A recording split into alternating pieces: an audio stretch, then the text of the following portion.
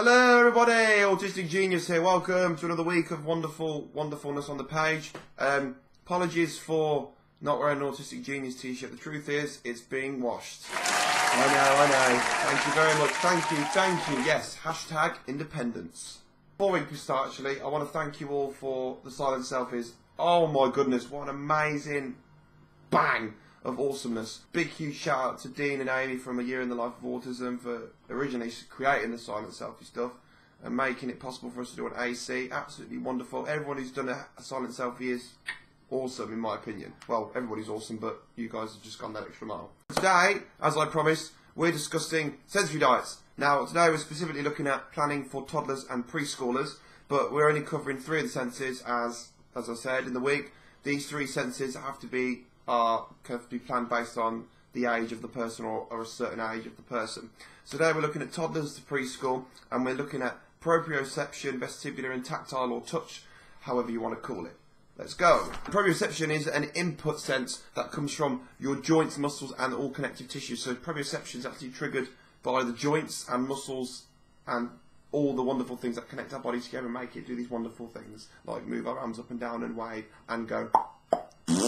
This can be obtained by lifting, pushing, pulling heavy objects, and this includes your own weight. So for an adult, say a press-ups is a form of stimulation for proprioception. It's brilliant if you try as quick as possible to engage your children in activities that their joints are being pulled and pushed together. So for example, like pushing objects with toys in, like pushing objects in general, and then put things in their thing so they can push it and eventually it makes them stronger. It's just a build up of the joints and the senses, because what you're remembering is every time a joint moves, you're creating it does something to the body. It's a sense, and so because of that child's hyper or hyposensitive, they're going to need to feel these things more. If they're hypersensitive, they might feel it more and become more resistant to it and become better at dealing with that thing that they keep feeling. Of the hypo, they'll hopefully use it, do it more and more, so they start to feel it and start to understand it. So then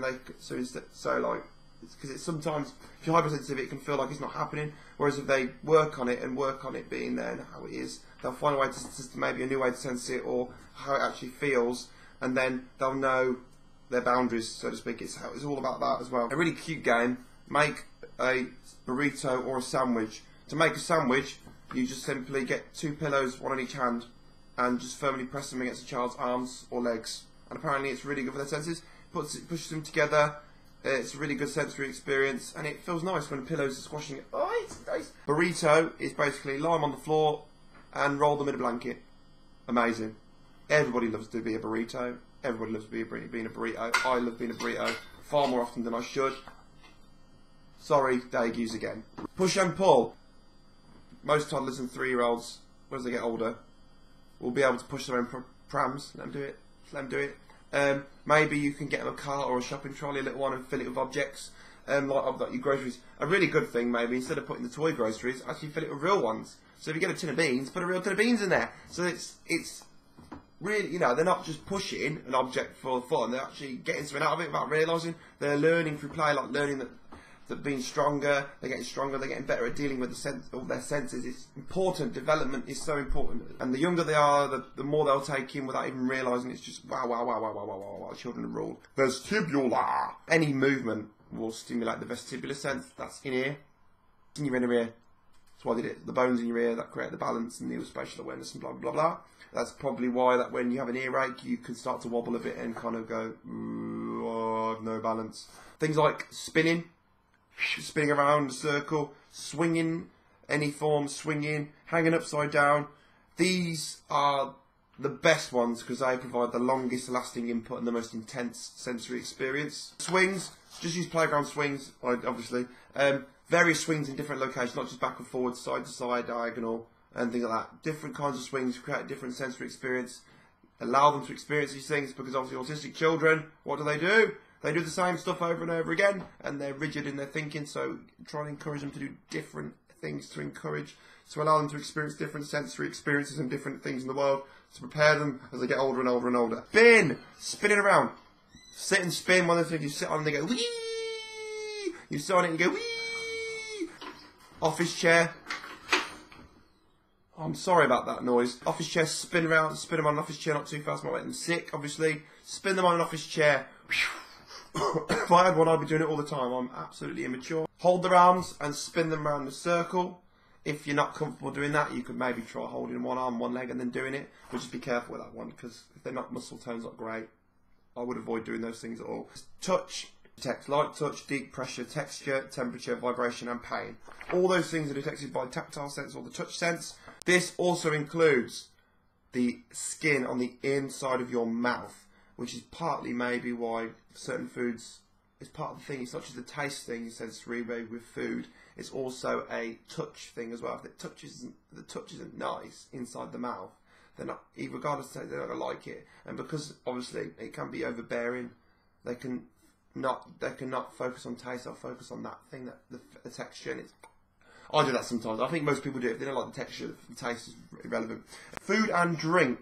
They just say for drinks, really, not for food. Try and drink plain fizzy water so they can experience bubbles in the mouth, because it can be quite an intense feeling. It's a nice feeling as well.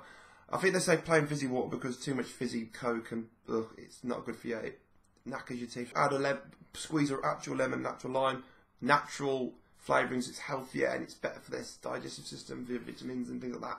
And all these well, it's generally healthy. Forget the generally healthy. We want to help their bodies develop in the most healthiest and powerful way, best way possible. Best way possible. Messy play with textures. I've just got a list of things here. I'm just going to run down the list. Messy play. Foamy soap.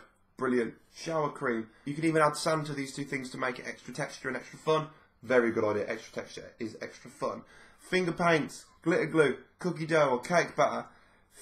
Fill a tub with rice or dry beans and add toys to it, and then you put a lid in it, put it away for another day. Amazing. Brilliant. So cheap. So cheap as well. Child-friendly Play-Doh. There's a really cool, I can tell you a recipe for Play-Doh. I might, one of these days, do that. But anyway, child-friendly Play-Doh. Make sure it's child-friendly, non-toxic, so if they eat it, their heads won't explode.